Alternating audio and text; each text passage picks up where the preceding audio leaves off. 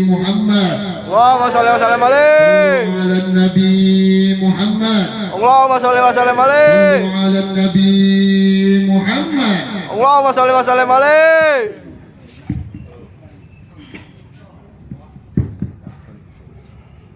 Assalamualaikum warahmatullahi wabarakatuh.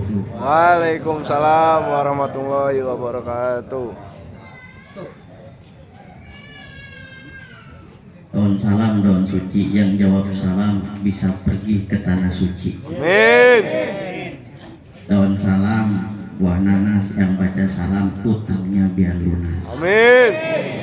Amin yang kedua kencengan, domanya ketahuan pada banyak utang. Assalamualaikum warahmatullahi wabarakatuh. Waalaikumsalam warahmatullahi wabarakatuh. Alhamdulillah.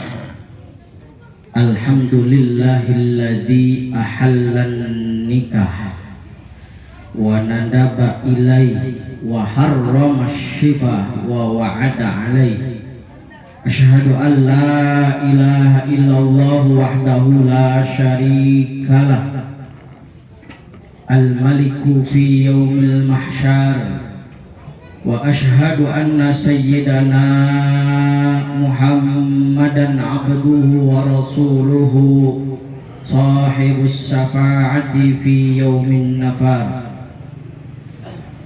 Allahumma tasalli wa sallim wa barik wa karim wa tarahham wa tahannan ala abdika wa rasulika nabiyyina Muhammadin wa ala alihi wa ashabihi wa man tabi'ahu bi ihsani ila yaumiddin, amma ba'du. Faya ayyuhal hadirun rahimakumullah, faqad qala Allah ta'ala fi ayatihil karimah wa huwa asdaqul maqalah wali muhaqqiqu fi hadhil walimah. A'udzu billahi minasy syaithanir rajim. Bismillahirrahmanirrahim. Wa min ayatihi an khalaqa lakum min anfusikum azwaja litaskunu ilaiha wa ja'ala bainakum mawaddatan wa rahmah. Inna fi dzalika laayatin liqaumin yatafakkarun. Wallahu a'lam bimuradih. Shadaqallahul azim wa shadaqa rasulun nabiyyul karim. Dzalika minasyahidina wasyakirin walhamdulillahi rabbil alamin.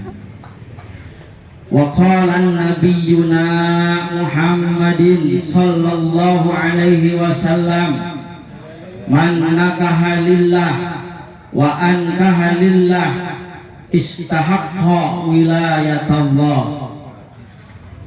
Hadirin jamaah tamu undangan walimatul urus, bapak-bapak, saudara-saudara rahimakumullah.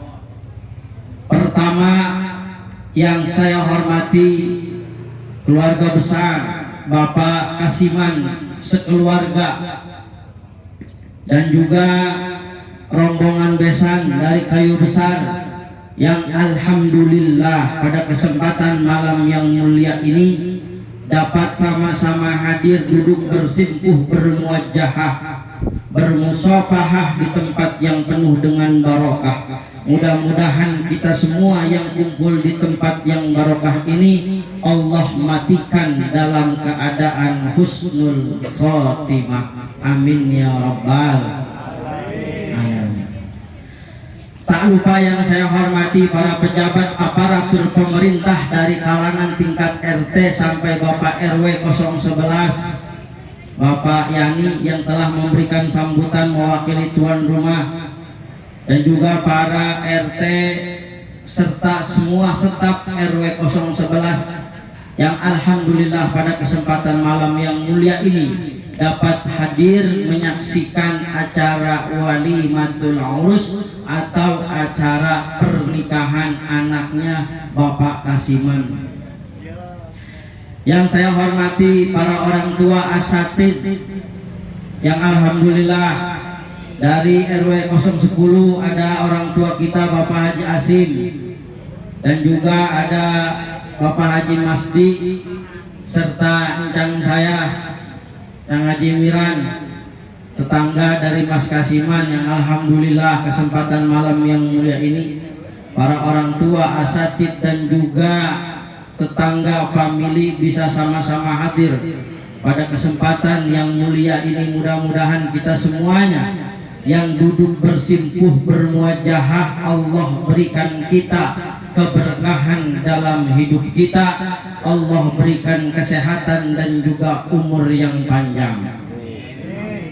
Oh, umur panjang apa umur yang pendek? Umur panjang kalau misalkan udah agak ada temennya repot juga.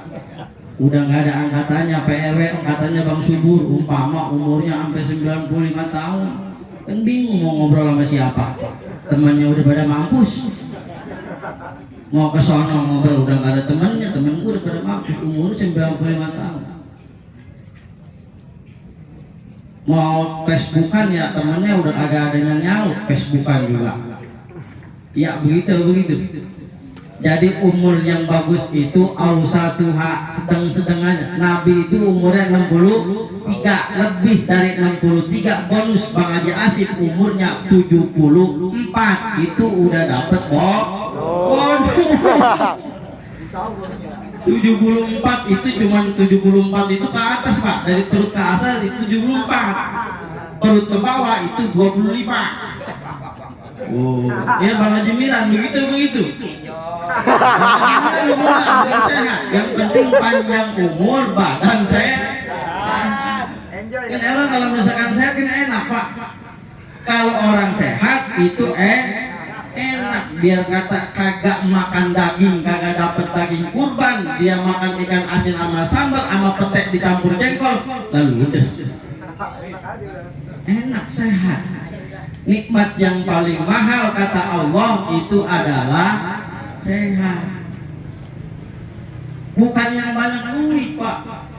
Allah rata ngasih dua kenikmatan kepada manusia. Kata Allah, kalau misalkan orang dikasih ilmu, ustadz, kiai, ulama, guru, profesor dikasih ilmu, itu nggak semuanya Pak. Dulu kita kan sekolah, ada orang yang pinter, guru pinternya cuma matematika doangan. Giliran ditanya sejarah dia bengek-bengek, gelap. Kenapa? Karena kata Allah, wa ma utitum minal ilmi illa qalila. Tidaklah aku berikan ilmuku kepada manusia illa qalila, kecuali sedikit. Maka nggak ada yang perlu disombongin bagaimana sepinter apapun dia, secerdas apapun dia, orang udah ada bagiannya illa qalila, sedikit ilmu yang dikasih. Guru IPS pandai IPS, guru olahraga pandai olahraga, guru fisika pandai di fisika, tapi begitu di bahasa Arab kan kagak ngerti. Tuh kata Allah illa qalila. Begitu juga pejabat RW ya cuma tingkat RW yang diurusin, tidak tingkat kabupaten. Kalau tingkat kabupaten namanya bupati, tingkat Indonesia namanya presiden. Maka ilmu itu oleh Allah berikan sedikit, tapi cuma dua yang Allah berikan rata. Mau yang miskin dapat, yang kaya dapat, yang jelek dapat, yang ganteng dapat, orang gemuk dapat, orang kurus dapat, gelandangan dapat, pejabat dapat, apalagi cuman dua yang Allah kasih rata semuanya, kagak ada yang kagak. Apa yang dua itu? Apa kira-kira Pak? Yang dua itu apa? Apa? Bukan pasangan. Tidak semua orang mendapatkan pasangan, betul apa betul? Kata siapa? Biar kata mukanya ganteng, badannya tinggi, tegap, gagah, tapi belum kawin-kawin, kan belum dapat jodohnya namanya. Tapi kata Allah, hai manusia, kamu tidak boleh iri dengan orang lain. Saya akan kasih dua macam yang saya kasih rata semuanya. Mau yang kaya, yang miskin saya kasih. Apa dua itu? Siang malam, Pak. Kalau siang malam hewan juga dikasih. Apa itu Pak? Mikir dulu, mikir. Rezeki juga dikasih. Ini mau manusia. Orang kaya dikasih, orang miskin juga dikasih. Semua rata, mau yang jelek, mau yang cakep, biar kata udah kayak bidadari apa kayak pangeran, tetap dikasih dua ini. Biar kata dia mukanya jelek kayak apa juga, tetap dikasih dua ini oleh Allah. Apa coba kira-kira? Yang dikasih dua ini oleh Allah, kita nggak boleh iri, yaitu susah dan bahagia. Bener-bener. Sekarang saya tanya, orang kaya dikasih susah enggak? Dikasih bahagia enggak? Dikasih. Orang miskin dikasih susah enggak? Dikasih bahagia oleh Allah. Orang miskin dikasih. Semua orang, mau dia kaya, mau dia miskin, mau dia jelek, mau dia ganteng, cakep, semua dikasih yang namanya kebahagiaan. Dikasih juga yang namanya kesusahan. Bener-bener saya ngomong nih ya. Orang miskin bahagia apa kagak? Bahagia Pak. Cuman bahagianya itu beda-beda. Orang miskin, biar tadi saya bilang, orang miskin dia makan cuman sama teri, sambal, nasi anget, pete jengkol, itu udah nikmatnya luar biasa. Bahagia nggak? Bahagia. Orang miskin bisa menikmati nikmatnya makan, tapi orang kaya belum tentu bisa menikmati nikmatnya makanan. Orang kaya bisa beli makanan enak, tapi belum tentu bisa enak makan. Bener apa bener? Pak, orang kaya bisa beli makanan enak, tapi belum tentu bisa beli enak makan. Orang miskin, biar dia kagak bisa beli makanan enak, tapi dia bisa enak makan. Bener-bener. Siapa yang mau bisa beli enak makan? Makanan enak dia bisa beli. Ada fried chicken, ada ayam di saus diramin, baik, tapi belum tentu yang dia beli makanan enak itu membuat dia enak makan. Bahkan sampai makannya di pinggir danau orang kaya tuh. Makanya orang miskin udah jangan takut, kata Allah saya kasih susah dan bahagia. Bener-bener hidup orang susah, hidup orang susah, jadi jangan takut. Mungkin saya kalau punya teman orang susah enak Pak. Enaknya apa? Kalau misalkan itu orang susah bertamu ke rumah saya tawarin, lu udah ngopi belum? Kita sudah kopi kita kan diminum Pak. Kita tawarin lagi, lu udah makan belum? Kita senokin nasi sama indomie rebus juga dia makan, kan enak Pak. Tapi kalau misalkan saya bertamu ke rumah saya orang kaya, ribet kalau urusan. Saya bilang, lu mau ngopi? Gua nggak ngopi. Emang apa? Habis penyakit ginjal. Lu mau makan? Kalau makannya dikit nasi merah, lu mau nasi putih, gua nggak apa. Diabetes, orang kaya Pak. Enak apa? Enakan yang mana? Orang kaya apa susah? Orang. Saya tanya, enakan orang kaya apa susah? Bang jelasin. Ayo. Hah? Enakan? Orang kaya agak bisa. Itu namanya pertanyaan pilih. Bukan, jadi ini mah saya cuma biar orang kaya pada seneng aja, orang miskin pada seneng aja, gitu. Jangan pada berkirim mulu orang kaya gitu. Bapak hadirin rahimakumullah, jadi susah dan bahagia itu diberikan oleh Allah buat kita semua rata. Perempuan dikasih, laki dikasih. Orang kaya kata bapak kita, orang kaya kata kita mah kagak ada susahnya ya Bang jelasin. Enak aja dia mah, emang apa mobil naik mobil, turun mobil, agak kehujanan gak kepanasan ya buah kemana-mana kehujanan.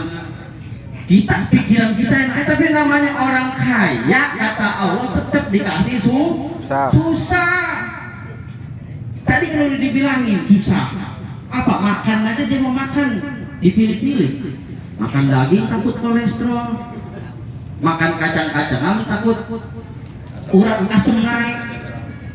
Jadi makannya dipilih-pilih. Beda sama orang kaya tadi. Udah empat-empat aja udah. Cuman ya begitu, kalau misalkan orang kaya mah begitu sakit sedikit dia tahan, tapi kalau orang miskin begitu apa semua aja masuk makan, ya kagak ke dokter lagi besoknya dia mati. Ya kagak punya duit. Ibu bapak hadirin rahimakumullah. Tuh dua itu dikasih oleh Allah, susah dan bahagia. Maka malam ini pengantin pun demikian, baik pengantin baru ataupun pengantin baru itu akan mengalami yang namanya goyangan mahligai rumah tangga. Rumah tangga tidak akan selalu berjalan seperti tol, tetapi kadang ada onak dan duri. Kadang yang namanya rumah tangga sebagai kita pacaran makan sama bini kita sayang banget ramanya. Sampai mau kentut kita tahan di depan pacar kita belum jadi bini, sampai panas dingin kita nahan kentut. Begitu udah jadi bini mah brat. Tuh. Begitu jadi bini, apalagi punya anak satu masih manggil ayah, mama, abi, umi, papi, mami. Tapi udah punya anak tiga, emak lu, bapak lu.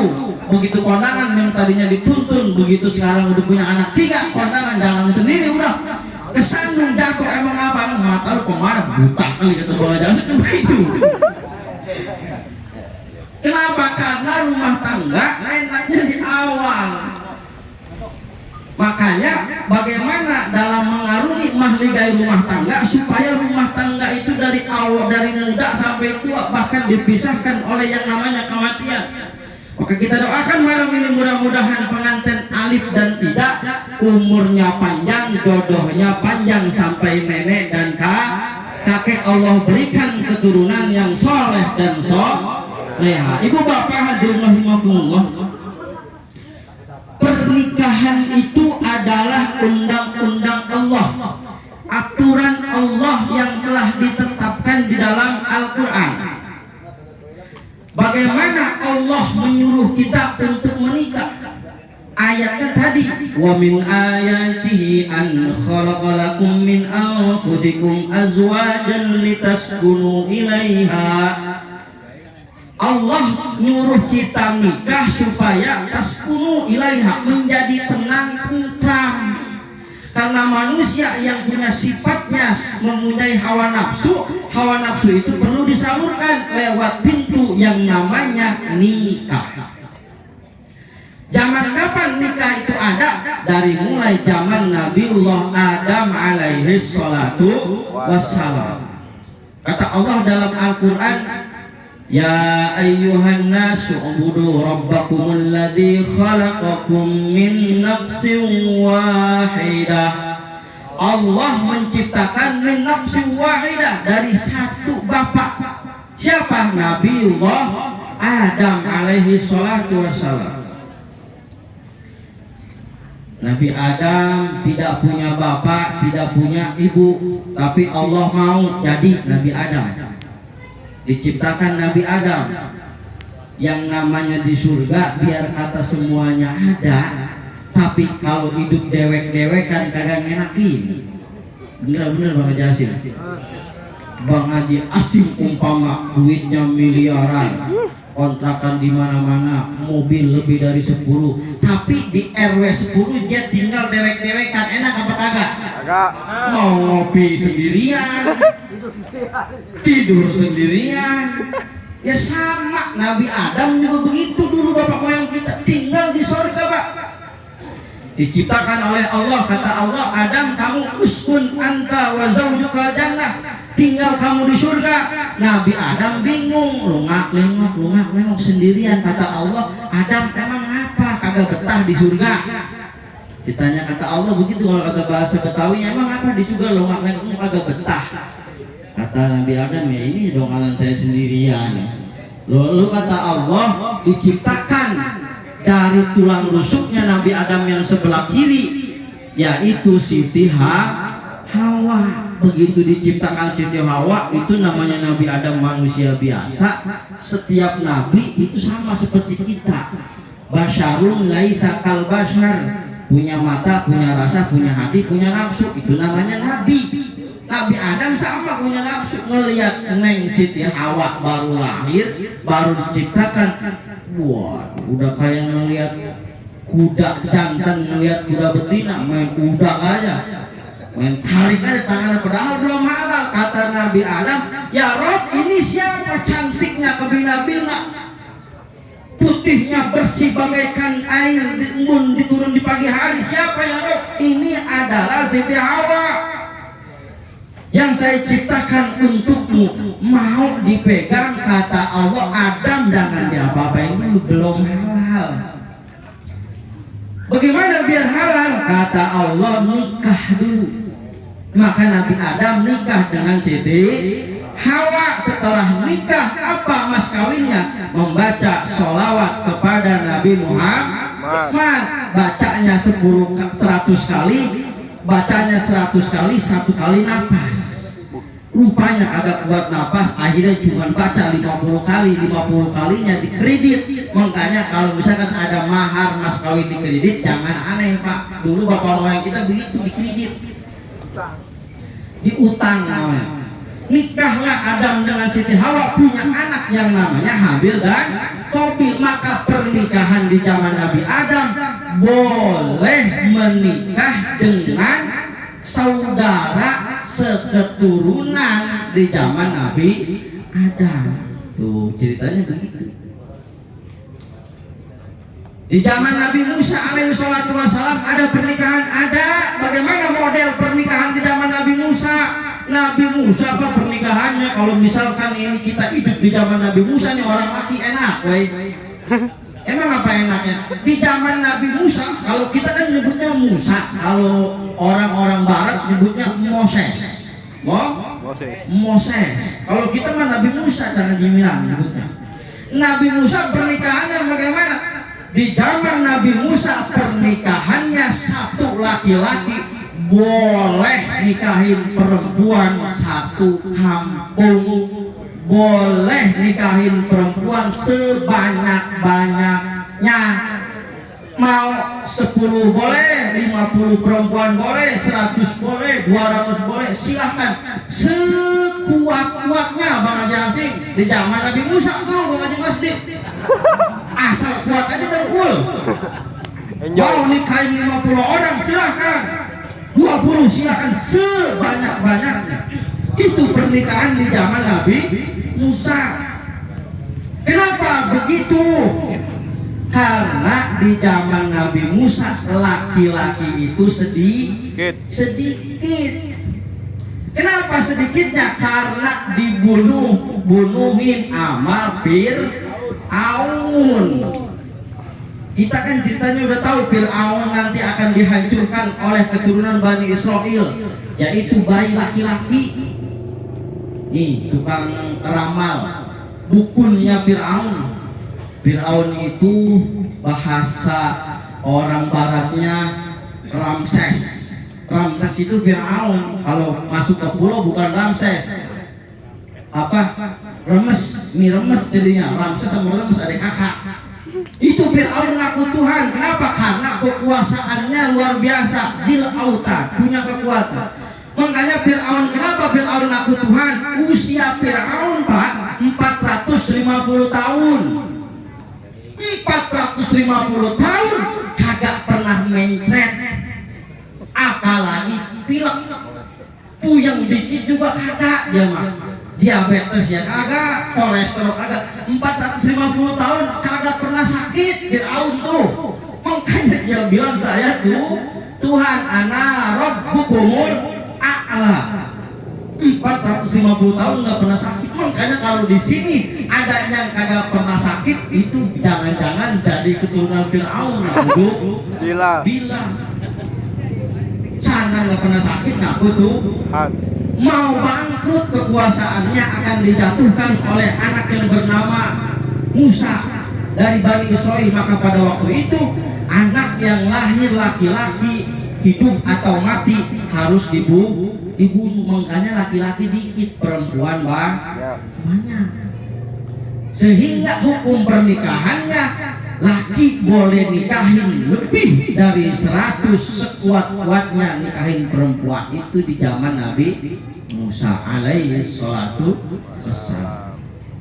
Turun ke zaman Nabi Muhammad sallallahu alaihi wasallam, kita orang laki dibatasin punya bini 4 banget Mas.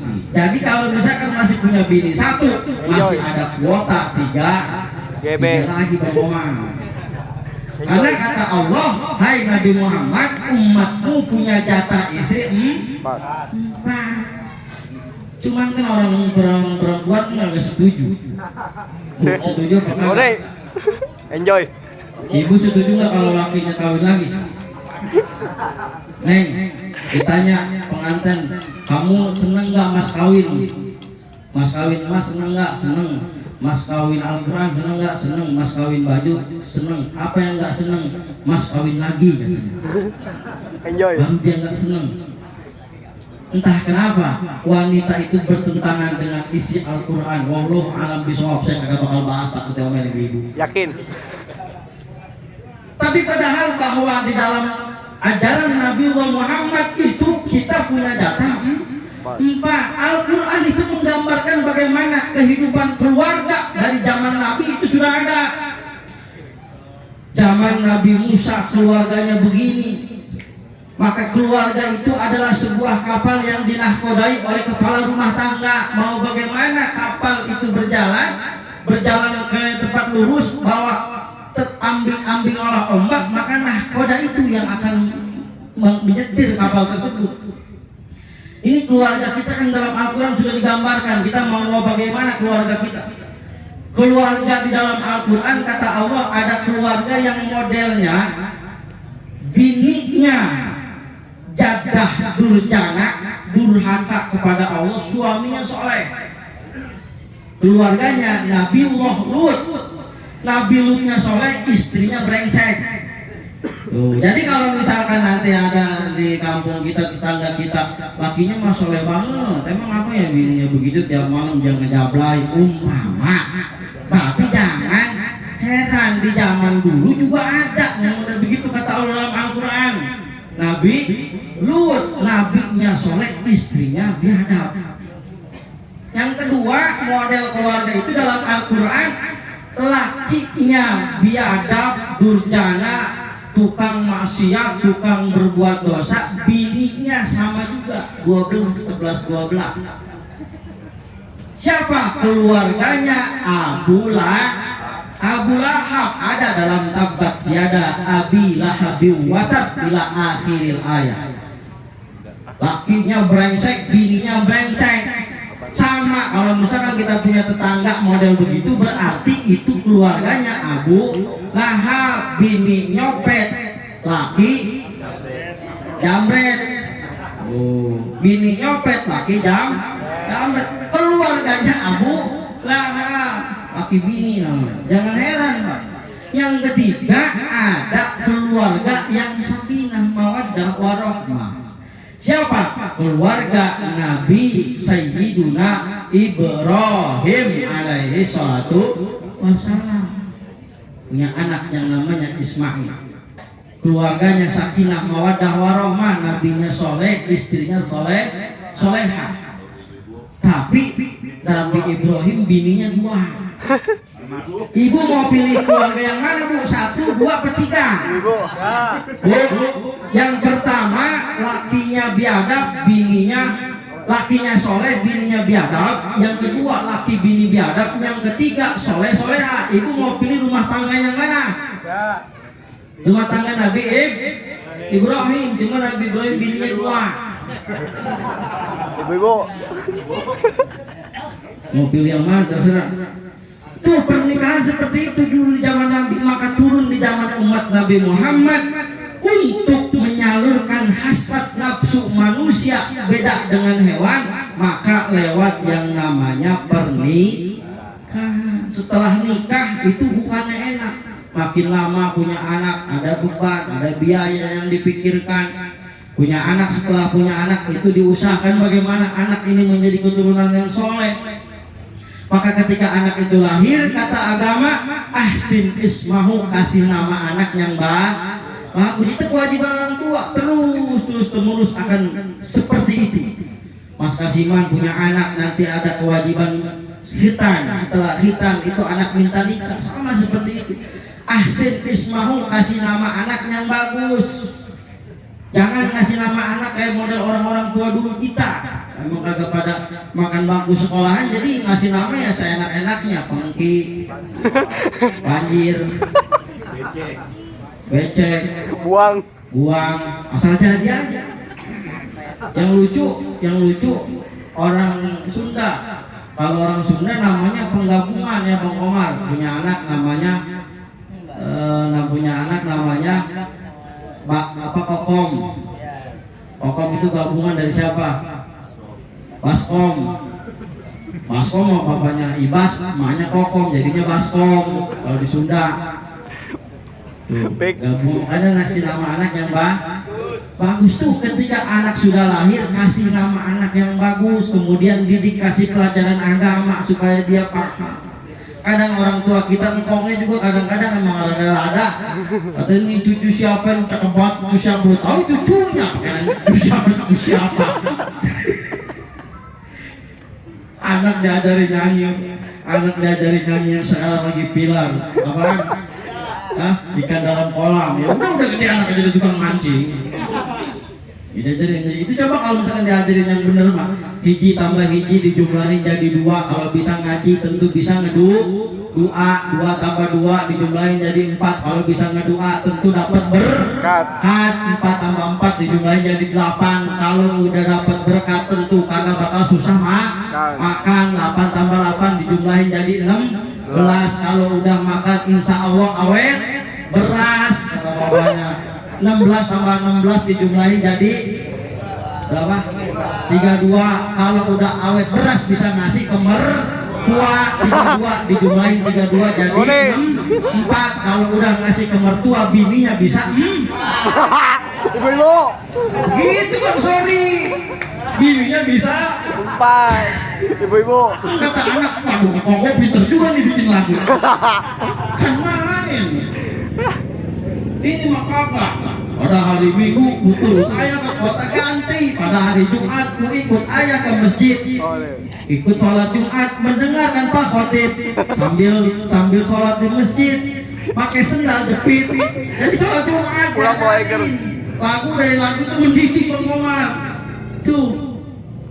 Bapak hadirin rahimakumullah, ini udah berapa jam ini? Udah setengah jam? belum. Udah setengah jam, hitungannya lembur. Udah ya, segitu aja lah. Ini Bapak hadirin rahimakumullah, kalau berbicara nikah kita tidak akan ada habisnya. Mudah-mudahan kumpulnya kita, duduknya kita, doanya kita berdoa kepada Allah Jalla Jalaluhu. Mudah-mudahan acara walimatul urs atau pernikahan ngunduh mantu Bapak Kasiman, Allah berikan kelancaran, Allah berikan kemudahan, Allah jauhkan dari segala malapetaka dan bahaya, Allah berikan kelancaran semua urusan Bapak Kasiman, serta esok hari di dalam melaksanakan walimatul urus Allah gampangkan para mereka yang menjadi tamu undangannya untuk bisa hadir, sama-sama mendoakan putra dari Bapak Kasiman. Dari saya akhirul kalam, kurang lebihnya mohon dibuka pintu maaf yang seluas-luasnya. Ini hanya tahaddus bin ni'mah. Mudah-mudahan apa yang saya sampaikan, satu kata dua kata, ada manfaatnya buat kita semua. Akhirul kalam saya tutup dengan pembacaan Assalamualaikum warahmatullahi wabarakatuh.